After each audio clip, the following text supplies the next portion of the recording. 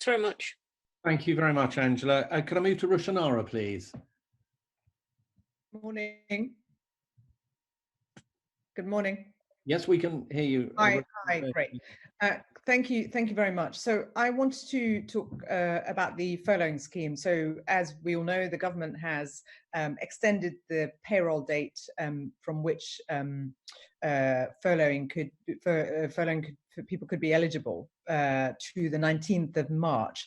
Can you set out how many people are still going to be left out despite this extension, which is obviously welcome, and what you think the government should be doing to address the problems that will remain for those who are still not going to be eligible?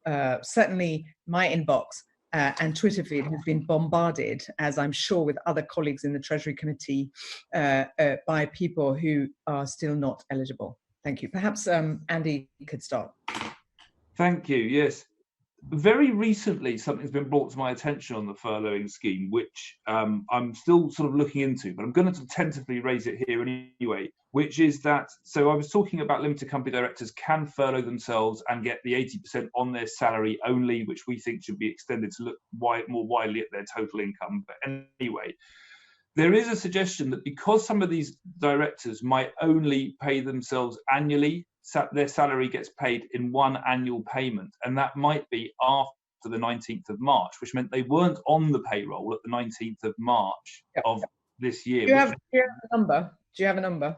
Do you know how many people, what percentage still be left out? I do not know that information, because this is all quite new information to me. This scheme was just launched yesterday, of course, and so I just think that there is a danger that even those that want to do that just for their salary part may be excluded on a technicality, and we're going to ask HMRC to have a look at that. Okay, Kate, did you want to add anything to this point about the I mean, how many are left? The extension of the scheme at the end of last week and the confirmation that it was going to be for those who had been in the business from the 19th of March was incredibly welcome. And that brought into scope quite a large number of our seasonal staff in hospitality and those who were weekly paid in particular, who would not otherwise have been covered. However, the Treasury guidance and HMRC guidance introduced a new criteria over and above what had been previously announced in the guidance that came out on the 27th of March. So the 27th of March, the HMRC guidance said that you had to be on the payroll, you had to be employed by the company, you had to be contracted.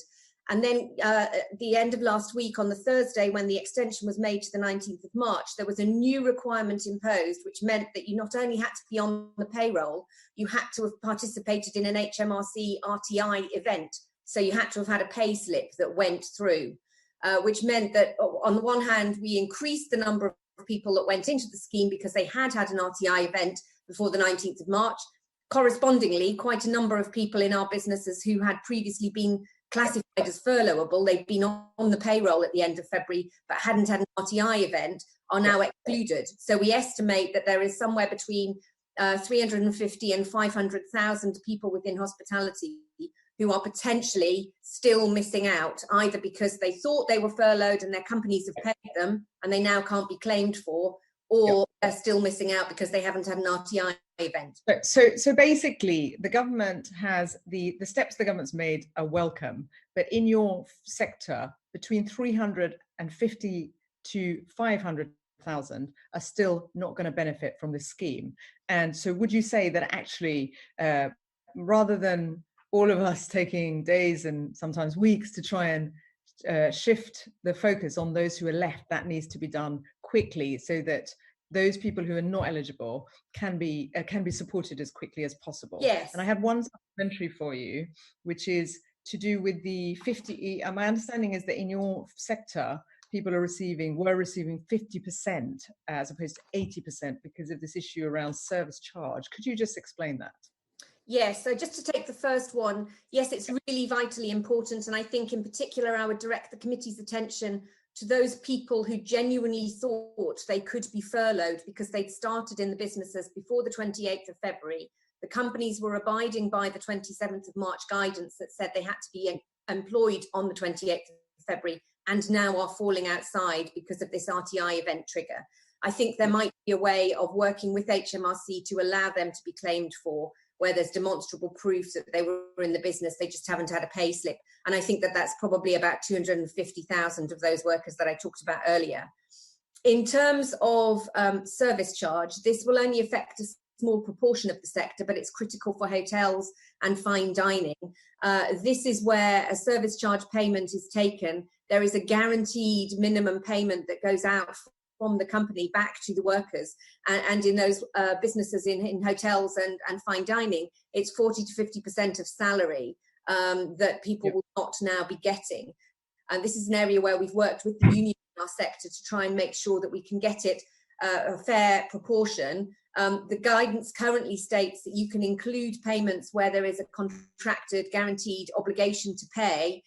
Some service charge arrangements will be covered by that, but a large number will not. And it means that for some of the lower paid people in our sector, they will be receiving 60 to 40% of their salary and their average earnings over the course of the previous year. So in conclusion, there are still hundreds of thousands of people left who are not going to benefit from the extension to the 19th.